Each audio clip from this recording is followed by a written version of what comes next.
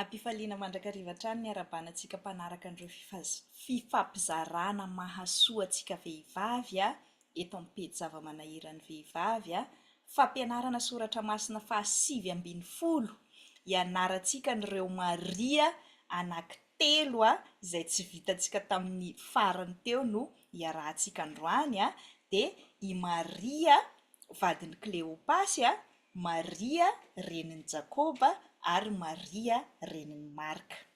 Raha tsy ahivontsika kely dia tany amin'ny fifaninanana tany amin'ny volana Jaona tany no nifaninanantsika momba an'ireo Maria anankienina izay efa samy voalazan'ny Baiboly ny Maria voalohany moa efa nianarantsika Maria renin'i Jesosy dia nianarantsika koa i Maria Magdalena sy Maria nahabavin'ny Lazarosy dia androany zany ireto Maria telo reto no ianarantsika fa ny antsipiriany amin'izao androntsika zao moa zany ny teolojia dia tena amin'izao andro ny intelligence artificielle sy ny internet zao miparitaka any amin'ny internet ny information rehetrarehetra zay no isany anaovantsika n'ilay fifaninanana isam-bolana eto dia isaorantsika ny sitraka zany izy no nahazo voalohany tamin'ny fifaninanana tamin'ny volana Jaona ty fa tena nataony amin'ny antsipiriany ny momba ny Maria renin'i Jesosy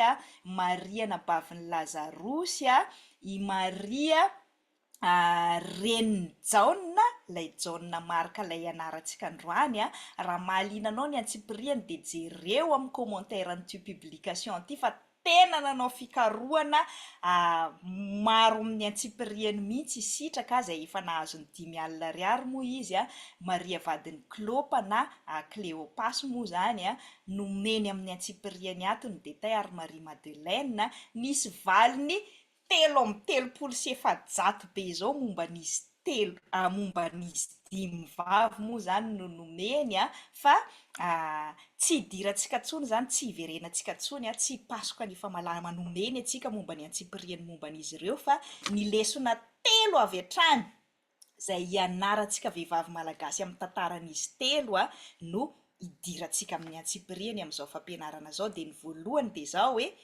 Andriamanitra dia tia antsika vehivavy. Andriamanitra no namorona antsika vehivavy ka nanao antsika mitovy amin'ny lehilahy samy noforoany niaraka ny endriny fa tsisy ambony sy ambany eo anatrihan'Andriamanitra fa ny devoly no papahory antsika vehivavy. Indraindray antsika vehivavy mieritreritra rehefa miatrika fahoriana dia tiany hazofijaliako tiany fizahan-toetra tsy avy amin'Andriamanitra tompoko ny fampahoriana antsika vehivavy fa ny devoly no papahory sy mpamono antsika olombelona fa tsy Andriamanitra.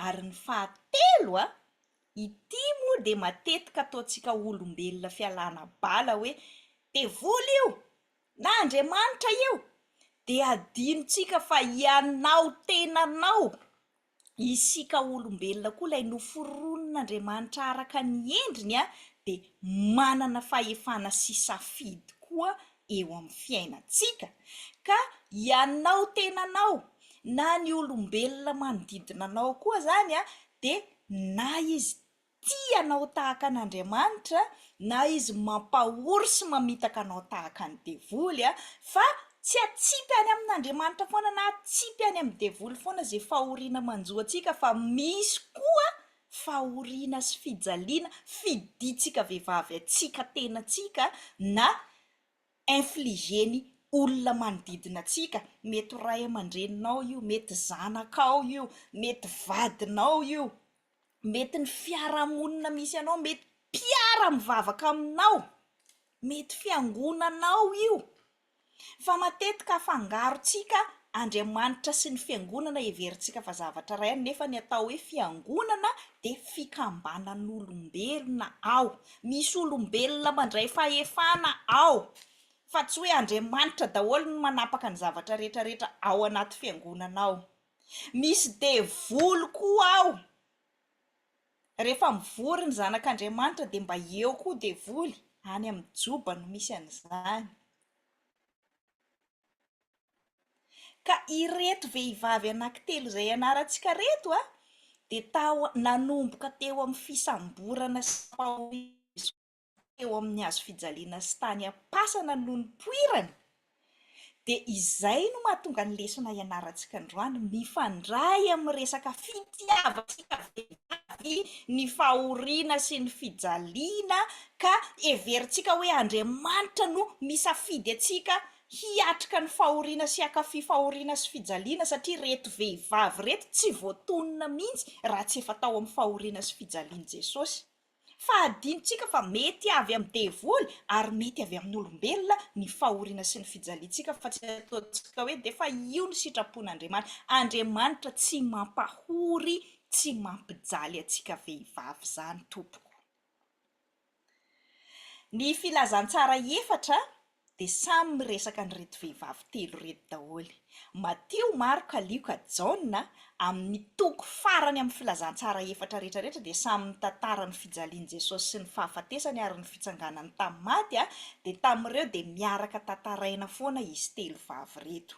Matio toko 7:20, Marka toko 5:10 sy 6:20, Luka toko 4:20 ary Jaona toko 7:20 sy 20 dia mitantara anazy reto, tantara mitovy fa ny Matio zany no andeha ho jerentsika fa mitovy ihany, samy manonona anazy reto i filazantsara efatra.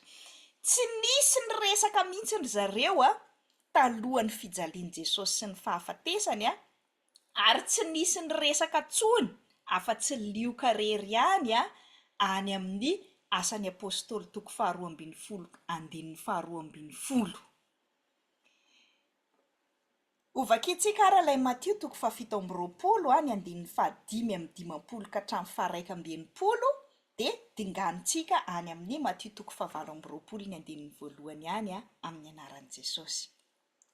Ary nisy vehivavy maro, tsy izy telo ihany zany fa nisy vehivavy maro nitsinjo teny lavitra teny rehefa nisamborina Jesosy dia ireo izay nanaraka an' Jesosy hatrany Galilia ka nanompo azy. Tsy nanomboka teo ihany zany reto vehivavy reto no nanaraka an' Jesosy fa nanomboka tamin'ity tantara ity vao voatonona ny anarany.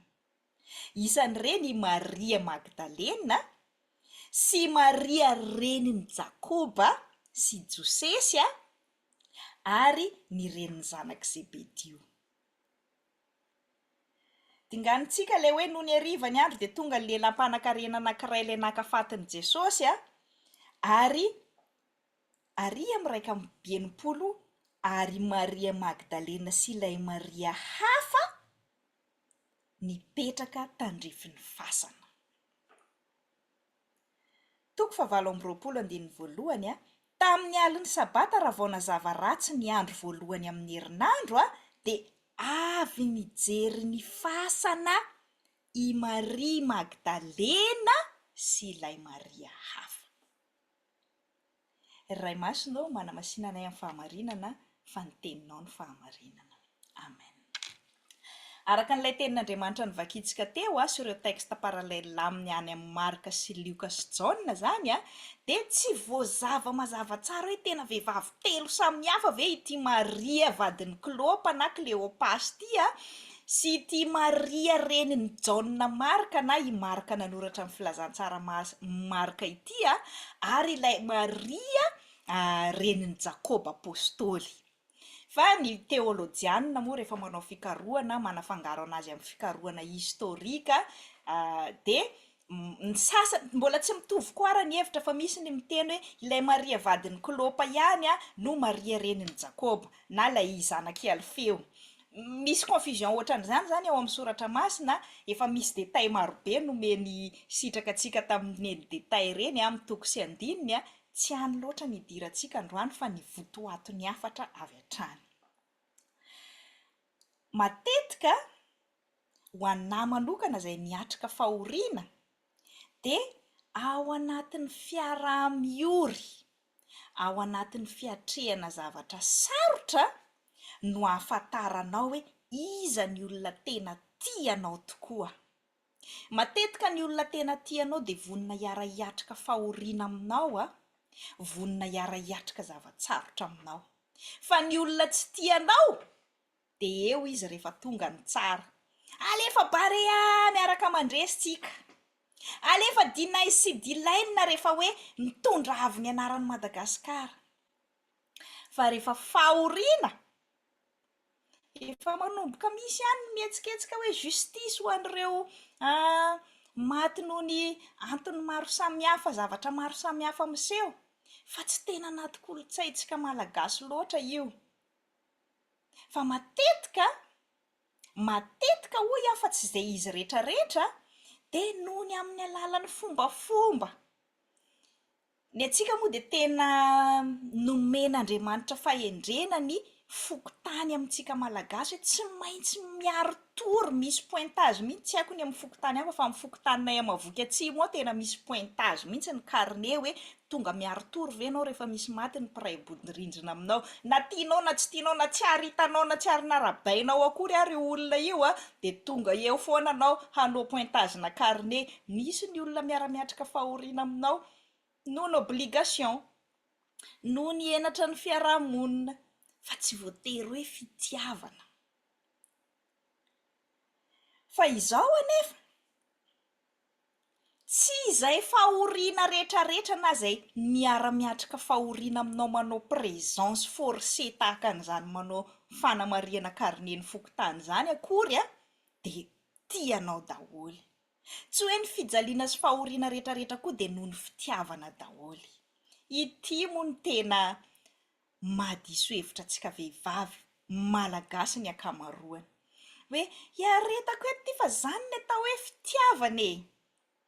Misy fotoana rehefa miresaka amina vehivavy malagasy le miaritra ola-tokantrano, miaritra olan'ny fiangonana, miaritra olan'ny fiarahamonina, de maninona zany ho anao no miaritra n'izany rehetrarehetra zany, de zay le fitiavana e. Lasa afangarontsika zany hoe rehefa mijaly ianao de ianao zany no tena tia. Mieritreritra zany ianao fa ny fiaretana fahoriana no atao hoe porofom-pitiavana. Indraindray antsika kristianina koa de mieritreritra n'izany. Ny teolojia antsika kristianina aza, raha hitantsika ny ao amin'ny baiboly nivoatra tsikelikely koa ny teolojia nanomboka tany amin'ny jiosy ara. Taloha de neverin'ny jiosy fa avy amin'Andriamanitra daholy ny zavatra rehetra hatramin'ny fahoriana de avy amin'Andriamanitra daholy. Efa nanomboka tamin'ny tantaran'ny Joba. Zay vao nisy n'izany hoe personnage na devoly mampahory ny olona izany. Tany amin'ny Genesis de efa nazava tsara fa ilay devoly nampiteny an'ilay menarana de efa misy troisième personne mandrakariva zany fa tsy hoe Andriamanitra sy olombelona foana. Fa rehefa nivoatra ny teolojia de adino hoe nisy devoly koa ne mandray anjara, fa de efa eritreretina hoe de efa avy amin'Andriamanitra daholy ny fahoriana e. Izay no isan'ny teolojia goavana be entin'ny tantaran'ny Joba. Hoe tsy Andriamanitra no nampahory, tsy Andriamanitra no nandripaka ny vady aman-janaka Joba sy ny fananany rehetrarehetra, fa Andriamanitra manome alalana ny devoly hakafanahy. Zay ny antony tantaran'ny Joba. Ny devoly zany no mpampijaly, mpampahory, mpamitaka.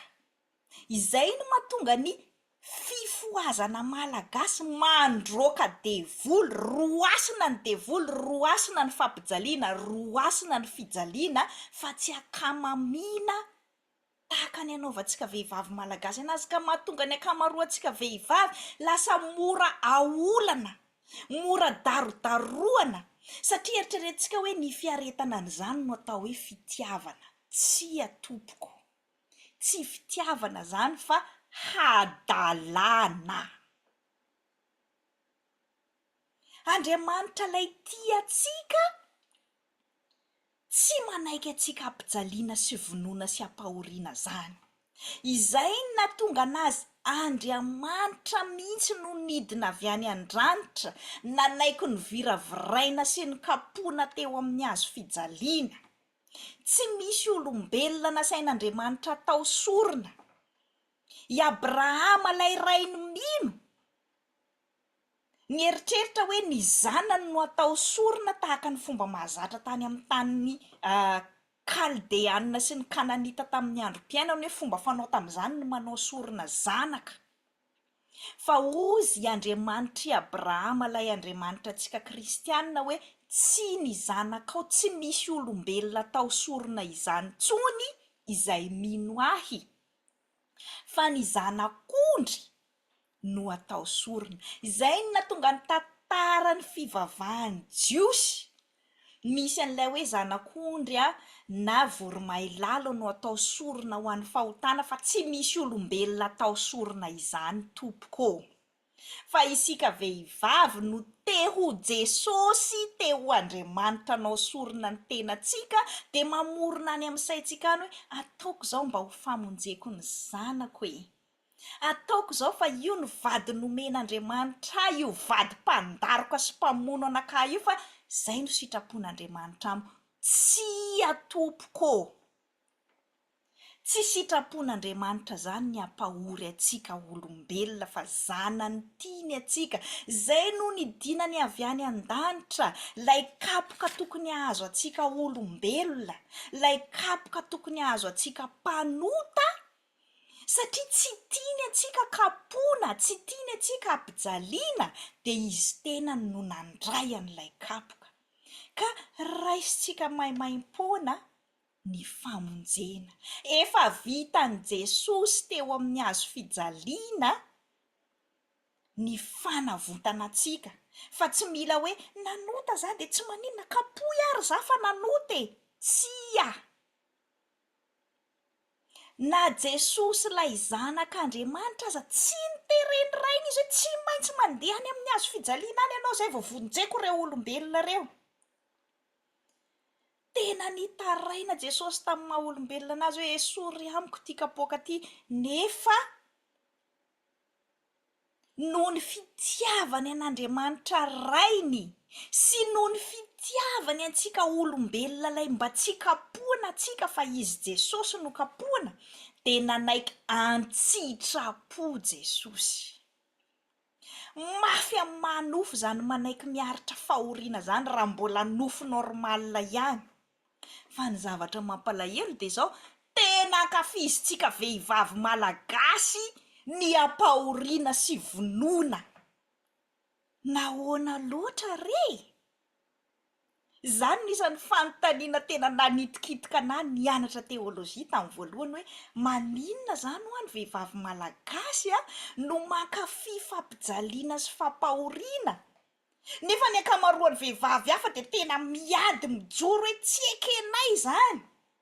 Tsy ekenay zany fa zay efa nafahan'Andriamanitra tahaka anareo lehilahy koa. Tsy misy tsony ozy ny tenin'Andriamanitra ny lehilahy sy ny vehivavy hoe nareo vehivavy no nanota taranaki Eva, fa zahay lehilahy ambanimbany fahotana, de nareo vehivavy zany natao mpiaritra fahoriana. Samy nanota isika, lehilahy sy vehivavy, ary samy nahazo ny sazy tandrify azy ny atsembohan'ny tavanao ny nananao hanina ho an'ny lehilahy, fahoriana ho antsika vehivavy ny miteraka. Fa rehefa tonga Jesosy nanafaka atsika lehilahy sy vehivavy, isika zanak'Andriamanitra, de samy efa afaka. Fa tsy hoe ny lehilahy afaka amin'ny atsembohan'ny tavany fa afaka mivelona amin'ny mamasosy, fa ny vehivavy tsy maintsy mbola miaritra fahoriana foana amin'ny fiterana, na de fa misy aza ny anestezia afaka miteraka tsy marary ny vehivavy. Ny ainako tompoko tsy hoe manome tsinona miteny tsy micomprendre raha miteny an'izany. Fatao anatin'ny fiainatokatrano tsy mahamenatra nany mitantaran'izany. Isan'ny atao mahamenatra amintsika vehivavy malagasy sy ny fiarahamonina malagasy moa zany hoe vehivavy divorcé ny sarabady zany. Ary ny comprendre tamin'ny tany a Madagasikara menatra. Tsy nasoroko tamin'ny tanako iny alliance iny na de efa nilozan'ny vadiko tanatin'ny herintaona aza zahay mianaka efa tsy mpivady tsony zany zay satria izy efa nandeha fa tsy sahasorina ilay alliance fa menatr'olona. Efa anaty avion ny ala Madagasikara zay vao esorina any am'izay ty fa tsisy an'ilay fiarahamonina mahamenatra sy manondro-molotra tsony hoe iny afa-ny sarabady. Tena tsapako, tena niainako aman-taonany hoe tena efa tsy mandeha le tokatrano. Tena efa fahoriana ny ainanao fa mieritreritra tamin'izany fotoana zany hoe ity ny hazofijaliana nomeny Jesosy ahy. Tena hiafiko ato foana ty fa rehefa miaritra fijaliana ato za de hivao azy lay olana. Za no anao Jesosy anolotra ny aiko ataoko sorina ato mba hovonjena zahay mivady ary tena misy mihitsy aza. Vehivavy teolojianina mitovy amiko miteny hoe vady nomen'Andriamanitra anao io de rehefa miaritra ny fijaliana eo anao de hovonjen'i Jesosy miaraka nareo roa. Tsy atompoko, tsy marina izany. Ahitsy am'izao fampianarana izao fa samy olombelona manana safidy ny lehilahy sy ny vehivavy indrindra fa ny mpivady. Rehefa tsy mandeha ny tokatrano de ny rotonta no miaraka mitady vahaolana mampandeha azy fa tsy ny ray ihany no miforotra miaritra ny fahoriana sy ny fijaliana de ny anankiray manohy ny fampahoriana sy manao zay daniny kibony. Tsy izany ny atao hoe tokatrano fiafiana. Ny tokatrano fiafiana de miara-miafy ny rotonta. Rehefa misy ny olana de miaraka mitady vahaolana ny rotonta. Fa tsy hoe ny ray mpitondra olana de ny ray mpiaritra sy mpitady vahaolana. Tsy mety miva, tena nandramako zany. Hoe za ihany no mitotototo makany amin'ny pastera mitady vahaolana. Ary ny olana tamin'ny sehatra nisy anah moa tsy nisy pastera vehivavy. De mbola za ndray ny anontaniana hoe fa inona no nataonao mahatonga ny vadinao manao an'izany rehetrarehetra zany. Mbola za ndray zany no hitadiavana tsiny fa tsy nisy mihitsy nanankiray aza mba nandeha nanontany an'ilay olona hoe inona moa no mahatonga anao tsy mody an-trano. Zany hoe apetraka amintsika vehivavy foana zany ilay vesatra n'ilay fahoriana sy ilay tokatrano fiafiana. Fa matetika ho afa tsy ny lehilahy rehetrarehetra koa de manao zay daniny kibony fotsiny. Miala izy rehefa mitranga ny olana de ny vehivavy ihany no mena maso olona miaritra ao anaty tokatrano ao. De inona ny ataontsika? Ahilika antsika any amin'ny Jesosy ihany hoe ity ny vady nomen'Andriamanitra efa nekeko teo amin'ny alitara ty de tsy maintsy za no mitazona n'ilay eny nataonay roa. Izy efa manao hoe tsia fa zay sy Jesosy ihany no mbola manao forcé hoe eny. De akafizintsika vehivavy ilay fahoriana. De atsipitsika any amin'ny Andriamanitra ity no azo fijaliako, tsy atompoko. De voly no mampahory, de voly no manakorotana tokatrano, de voly no faly mahitatsika vehivavy fady ranovana sy ory. Fa Andriamanitra de tena afaka atsika vehivavy. Andriamanitra no efa nanolotra ny ainy mba hanafaka atsika vehivavy. Fa Andriamanitra tsy mampahory atsika zany. Matetika atsika vehivavy de hiafiko re ty fa raha hiala ato moa zany za de ataoko ahoana ty zanako ty. Mieritreritra ve ianao nomen'Andriamanitra vatana salama, nomen'Andriamanitra saina io, nampianarin'ny ray aman-dreninao io, tsy afaka miasa ohatran'ilay rain-janakao ve ianao hamelona ny zanakao fa tsy maintsy antehatra amin'ny olona efa tsy mamelona anao fa mamono anao. Dolorina foana hoe nareo vehivavy manekeny vadinareo na de efa vady tsy manaiky an' Jesosy tsony aza. De terena foana anao manaiky azy. Jesosy tsy manome lalana ny lehilahy hiboboka toaka sy zava-mahadomelona de andaroka ny vadiny zany ka ekena foana ny zavatra tahaka zany. Efa tsy manaiky an' Jesosy izany loham-pianakaviana tsy manolotra ny ainy tahaka an' Jesosy lohan'ny fiangonana zany, fa manao zay tiany atao ka manitsakitsaka ny fianakaviana zany. Jesosy ilay Andriamanitra, ilay lohan'ny fiangonana, rehefa tia de manolotra ny aina. Ilay mahalohany zany, tsy lohany manjakazaka hoe tsy manina ty tanako tiana darodaroako any, tsy mamparary ny loha zany, fa tena mahare maharary ny loha raha tafitohana ny tongotra. Mila mametra-panontaniana antsika vehivavy hoe devoly ve zao mampijaly aho sa izaho tenako dia ilokako any amin'Andriamanitra fotsiny? Ny ray aman-dreniko ve no manery ahy satria nalaina tamin'ny omby 10 de mahazo zavatra tsara avy amin'ny vadiko foana reto ray aman-dreniko reto, de tsy mba miaro ahy na izaho zanany aza tsy hiarovany tsony, fa neverin'ny fanamidy ato de na inona de ndana miverina ny tokantranonao fa tokantrano fiafiana. Mila mametra-panontaniana tsara antsika vehivavy malagasy mitondra fahoriana sy fijaliana hoe ianao tenanao ve no mampitondra an'izany anao, sa ny ray aman-dreninao, sa ny fiangonanao, sa ny henatry ny fiarahamoninao, sa mody araky ny mahazatra antsika hoe nony amin'ny zanakao, ny zanakao ve ny tenenao hoe iaretao io mama? Nampianarina ho tia fahoriana sy fijaliana antsika vehivavy. Na amin'ny fomba mampanao malagasy maro aza, de ny vehivavy no atao pitomany anatin'ny faty. Ny vehivavy no mpiandry ao anatin'ilay toerana misy an'ilay razana. Tantara anankiray ny ainako, ny fahoriana voalohany natreko tena nanao lista mihitsy moa zany izy fotoana voatsela tamin'ity taona ty rehefa niatrika fahoriana nisy havanay anankiray nodimandry zay de tena henoko tena fa trop loatra hoa zany Jesosy, tena marary le miatrika fahoriana rery tany lavitra, de nataoko hoe mba nanapiko ny foko tamin'izay fotoana zay, tena nataoko lista mihitsy nandritra ny 20 taona, nanomboka tamin'ny 2005 ka hatramin'ny 2025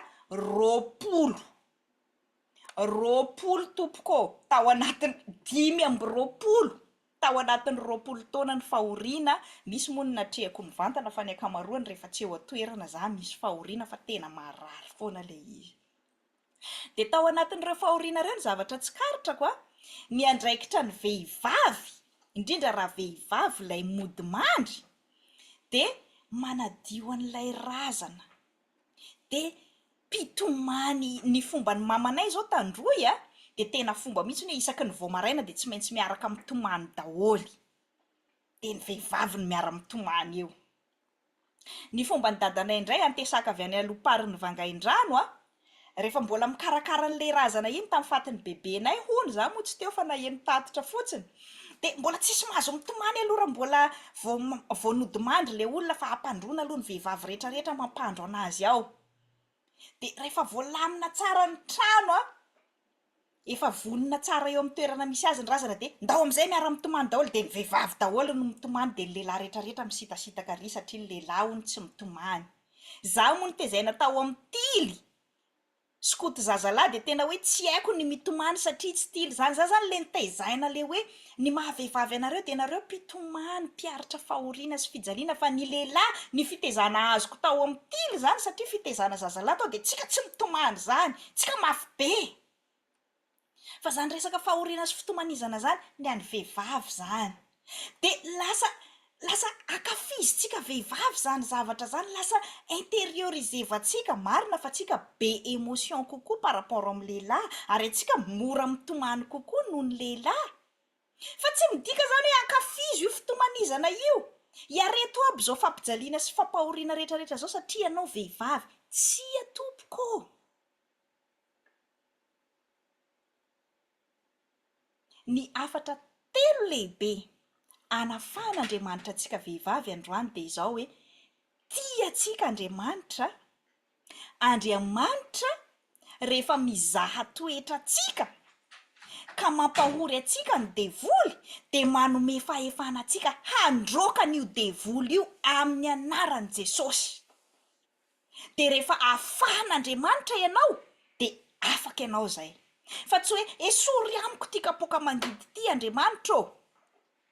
Dia rehefa esorin'Andriamanitra nefa ilay izy dia alefa sotroko foana fa zany ny mahavehivavy anakah Andriamanitra ô. Tsy mampahory antsika Andriamanitra. Zay no antony aretan'ny fijaliana teo amin'ny hazofijaliana mba tsy aretantsika azy. Marina fa niteny tamin'ny mpianany Jesosy, tsy maintsy handalo fahoriana nareo, tsy maintsy handalo fijaliana nareo. Ny apôstôly rehetrarehetra maty ny vonoana, maty martiora noho ny amin'ny fanarahan-dian'i Jesosy. Rehefa enjena ny fivavahana kristianina dia miaritra fahoriana noho ny amin'izany isika. Amin'izao andro iainantsika zao dia tena miady mafy, efa tsisy tsony hoe fanenjena tahaka ny andron'ny mpanjaka Rasoerina sy ry mpanjaka nanenjika fivavahana kristianina, fa ny fiainantsika isan'andro dia enjena, manao kolokolo ny olona rehetrarehetra. Maty ianao raha vao tsy manao kolokolo, tsy mahazo asa ianao raha vao tsy manao kolokolo. Vonona ho faty hiaritra fahoriana noho ny amin'izany fitazomana ny fahamarinana tsy manao kolokolo zany ve ianao? Izany no atao hoe martiorantsika kristianina ankehitriny. Fa tsy hoe olona efa adala mandarondaroka anao efa ataony devoly fitaovana dia ozy ianao hoe ity ilay fijaliana tenenin'i Jesosy aza fangaro tompoko. Ny fitondrana ny azo fijaliana noho ny amin'ny anaran'i Jesosy sy ny fitondrana ny azo fijaliana noho ny safidinao na noho ny safidin'ny fiarahamonina sy ny ray aman-dreny manery anao. Fa Andriamanitra efa nanafaka anao tsy hiaritra ny fampijaliany devoly sy ny olombelona. Fa raha mampijaly anao noho ny amin'ny finoanao, tsy maintsy mijoro anao hoe na dia tsy ekeny fiangonana raha ty teolojia feminista izay antsoiny Jesosy anaty, ka mety hoe hoahongana ianao na tsy homeny tsodrano anao rehefa mahazo borsa, dia hoy zay tsy maninona noho ny amin'ny Jesosy tsy maninona na dia ho esorinareo tsy ao anatiny aza. Izany no fahoriana ampitondran'i Jesosy antsika, fa tsy daro karanofo, tsy fampahorinanao isan'andro. Mieritreritra antsika fa ny atao hoe fijaliana dia fijaliana aranofo ihany. Ny atao hoe herisetra ady amin'ny herisetra amin'ny vehivavy dia ady amin'ny daroka ihany. Fa misy ny atao hoe herisetra émotionnel. Omena teny marary isan'andro anao dia tsy eritreretinao hoe herisetra zany satria tsy mipaka amin'ny vatanao. Ny herisetra ara-panahy atao chantage ianao tena nandalo tamiko zany. Hoe miverina amin'ny vadinao anao vao omenanao io borsanao mandeha mianatra teolojia io. Tena lany fanahy za tamin'izany hoe izany ve ny atao hoe ray aman-dreny? Nitranga ny olona tokantranonay nandritra ny 5 taona tsy nisy nanontany mihitsy ianareo hoe inona moa ny olanareo ao. Fa ny vahaolana natolotra amin'ny maha ray aman-dreny hono dia hoe mila mifamerina foana nareo, na tsy hifamela aza, na tsy hifandamina aza, na tsy araka hitady vahaolana aza, fa atao chantage ianao amin'izay. Misy chantage ohatran'izany tompoko, zay ny atao hoe fahoriana sy fijaliana tsy noho ny amin'ny Jesosy zany fa zavatra manipulevany olona ny sainao. Zay ny atao hoe herisetra ara-tsaina indray. Herisetra ara-pouvoir hoe io aloha ny tompo-pahefana io dia tsy maintsy manaraka ihany ianao.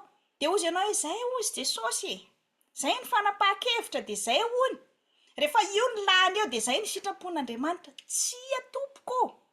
Misy ilay sitrapon'Andriamanitra hampiadana antsika, fa misy ilay sitrapony devoly hamono antsika, ary ny sitrapontsika olombelona hanaiky an'Andriamanitra ve sa hanaraka ny devoly. Responsable tompoko isika vehivavy, fa tsy hanilika fotsiny any amin'ny devoly na any amin'Andriamanitra. Mila manaiky isika vehivavy hoe tsy rary ny tia miatra amiko ty ka laviko. Fa tsy andriny Andriamanitra efa nanolotra ny tenany teo amin'ny hazo fijaliana no hiverina eo indray mandeha hanafaka anao. Efa vita ny asan'i Jesosy. Efa mafy tamin'i Jesosy ny nanaiky an'iny indray mandeha. anjaranao zao no mandray safidy. Anjaranao zao no miteny hoe tsia, efa nafahan' Jesosy aho, tsy fatorany fampijaliana ataon'olombelona intsony. Nosokafan'Andriamanitra ny masontsika vehivavy androany, na dia apetraky ny fiarahamonina ho pitomany sy mpiatrika fahoriana aza isika, dia ozy ilay logo vaovao nyity topikatroana ty hoe ozy Jesosy tamin'ireo vehivavy nitomany azy. Ny fitiavantsika vehivavy mitomany dia itsika no tonga aviany iray mieritreritra hoe rehefa nampijaliana sy nampahoriana Jesosy dia nitomany amin'ny Jesosy. Jesosy mampalahelo ty ataony olona anao ty Jesosy Inona no navalin'i Jesosy? Aza mitomany ahy. Aza mitomany an'io fiarahamonina potika io. Aza mitomany an'io fiangonana mampalahelo io. Aza mitomany an'izao herisetra sy ady mitranga eran'izao tontolo zao, fa ozy Jesosy mitomania ny tenanao io fampijaliana tao aminao io. No mba malahelova ny tenanao. Fa tsy andeha hitomany any amin'ny fatin'olona rehetrarehetra zao. Nefa tsy mba malahelo ny tenanao akory ianao. Mitomania ny tenanareo sy ny zanakareo hoy Jesosy. Tsy midika zany hoe mitomaniza eo dia hiareto eo foana. Fa mampitodika antsika vehivavy amin'ny tenantsika ny tenin'Andriamanitra hoe tsy ianao no namorona an'io tenanao io. Ka avelanao ho viravirain'ny olona. Ohatra ny fiarovanao an'io zanakao io tsy ho viravirain'ny olona no mba tokony hitiavanao koa an'io tenanao io, tsy avelanao ho viravirain'ny olona. Andriamanitra neny nanomenao an'io hatsaratare, hatsarambika, hatsarany fo, intelligencenao io e. Nataon'Andriamanitra ho kolokoloanao sy ho karakarainao io, fa tsy avelanao ho viravirain'ny olona fahatany. Tsy nampianarina antsika vehivavy zany miteny hoe non zany. Na ao atokantrano aza, hatramin'ny firaisana ara-nofo aza, dia ampianarin'ny vehivavy malagasy ny taranany hoe rehefa mila firaisana ara-nofo ny vadinao dia tsy maintsy manaiky ianao. Fitaovana fotsiny ianao. Tsy izany ilay isika vehivavy noforonin'Andriamanitra tahaka ny endriny sy araka ny tarehiny. Ny endrik'Andriamanitra ato amintsika vehivavy dia io fahafahana misafidy io, io fananantsika fitiavana io, io ilay endrik'Andriamanitra amintsika olombelona rehetrarehetra, indrindra amintsika vehivavy, ny fananantsika emotion io. Andriamanitra manana emotion, malahelo Andriamanitra rehefa manota atsika, manenina Andriamanitra rehefa te handringana ny zanak'olombelona misafidrano. Miova hevitra tahaka atsika koa Andriamanitra rehefa nibebaka ny mponiny Ninive hoe ho arodako ny tanàna Ninive afaka 7 andro, fa rehefa nibebaka ny olombelona dia nanenina niova hevitra Andriamanitra. Izay ilay endrik'Andriamanitra amintsika vehivavy. Afaka manenina sy miova hevitra koa atsika vehivavy rehefa miatrika fahoriana sy fijaliana. Fa tsy hoe tsy maintsy miaritra foana. Misy eo amin'ny endrika samihafa zany io maha-endrik'Andriamanitra antsika vehivavy io. Andriamanitra no namorona n'izao rehetra zao, mihary ny zavaboary ny rehetrarehetra. Io no endrik'Andriamanitra nomeny antsika olombelona koa hoe manjaka amin'ny zavaboary rehetrarehetra, fa tsy hoe manjakazaka. Nasain'Andriamanitra mamorona koa isika vehivavy amin'ny alalan'ny fiterana, fitondrana voka, zavatra sarobidy nomen'Andriamanitra atsika zany. Ity vatantsika vehivavy ity no nomeny fitokisana hanohy ny famoronana izay nataony. Aza vela viravirain'ny devoly sy ny olombelona mitovy aminao ny maha endrik'Andriamanitra anao ry vehivavy. Fa androany dia sokafan'Andriamanitra no masonao, fa Andriamanitra fitiavana tompoko, tsy mikapoka, tsy mampitondra fahoriana ny olona, fa manafaka sy mamindra fo amintsika vehivavy. Ny devoly izay mpampitondra fahoriana ry vehivavy dia roasina amin'ny anaran'i Jesosy sy ialana fa tsy tambitambezina. Ary ny olombelona ianao tenanao voalohany no natao handray fanapahan-kevitra amin'izay mahasoa anao, fa tsy ny ray aman-dreninao na ny fiarahamonina na ny fiangonana. Enoy ilay Andriamanitra tianao roaso ilay devoly fahavalonao ary mijoroa amin'ny maha endrika Andriamanitra anao rehefa misy olombelona mitovy aminao mitady hampahory anao. Dia ho an'Andriamanitra irery eny ny voninahitra izay efa azy hatramin'ny taloha indrindra ka ho mandrakizay. Amen. Mbola hiara hivavaka isika rehetra tompoko. Andriamanitra, manafaka anay vehivavy ianao, ka na dia nampitondray ny fiarahamonina sy ny fomba mampanao anay aza ny fitondrana ny fahoriana sy ny ranomaso sy ny fijaliana, dia efa nafahanao amin'izany izahay teo amin'ny hazo fijalianao.